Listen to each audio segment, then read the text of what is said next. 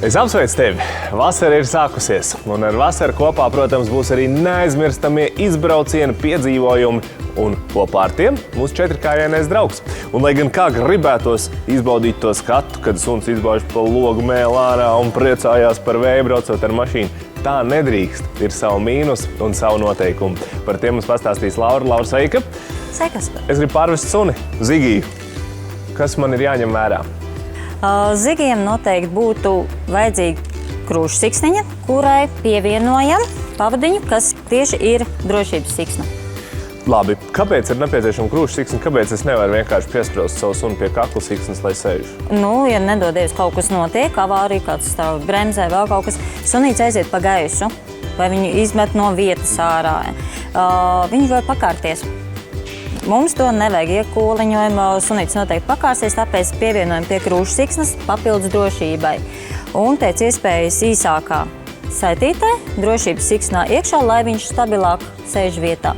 Ir ar mazākiem sunīšiem paredzētas sēdvietiņa. Bet tas stāsts jau ir, vai ne, par to, kāpēc man viņš ir jāpiesprādzē, kāpēc man viņš ir jāieliek kastē. Tas ir drošības jautājums. Tas ir drošības jautājums gan pašu, gan arī mājdzīvnieku.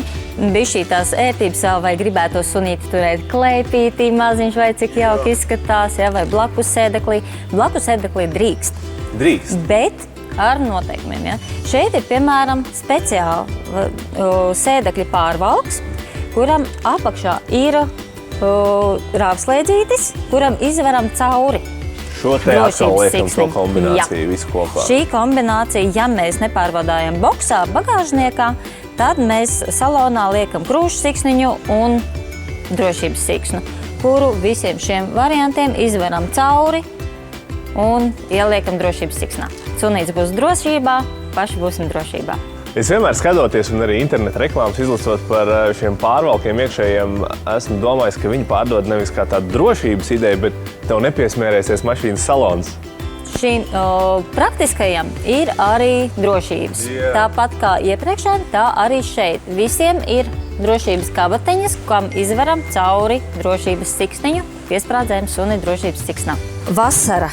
Karstais laiks, atvēsinošais paladziņš, ir dažādi izmēri. Un to mēs arī mašīnā varam likt iekšā? To mēs varam arī mašīnā likt iekšā. Pakājiņš mums ir atvēsinošais, lai sunītis nepārkarstu vai kaķītis. Jā. Varam. Viņš ir liels, šitais ir lielajiem suņiem paredzēts, kurš ir pilnīgi riktīgs paklājs. Sunīt, var papaustīt, viņš vienmēr ir vēs. Sunītis sakarsēs, viņš sasilst. Sunīti varam pārlikt uz nākamo posmu, ja ņemam mazāku, vienkārši noņemam uz dažām stundām nost, viņš pats atkal atvēsināsies. Tāpat arī esmu sagatavojusi mazu ceļojumu somiņu, kas ir nepieciešams, viss, kas ir nepieciešams priekš sunīšu, lai ceļojumu sunīti. Stāsti, kam ir jābūt ceļojuma somiņā? Ceļojuma somiņā, ja braucam uz ilgāku laiku, piemēram, uz dienu vai divām, noteikti ņemam līdzi ceļojuma pudelīti. Jā. Varam ieliet atvēsinošā termosiņā, kur saglabās ūdens augstumu. Jā. Tur būs arī ar salmiņu pudeli. Nē, ceļojuma trauciņu. Kur šis komplektiņš man izcili patīk, jo viņi atveram. Un ir izvalkamas bļodiņas. Var gan ēdienam, gan dzērienam. Šis ir fantastiski. Jā. Saliekam atpakaļ kopā, somiņā iekšā. Protams, maisiņi. Jā. Kāds kārumiņš priekš sunīša, kā arī barības vai paraudziņš vai kāds maziņš trauciņš. Un vēl kādu mīļmantiņu var viņam ielikt līdzi, vai ne? Viņam vienmēr arī mašīnā vajadzētu mīļmantiņu, lai nav galīgi garlaicīga braukšana.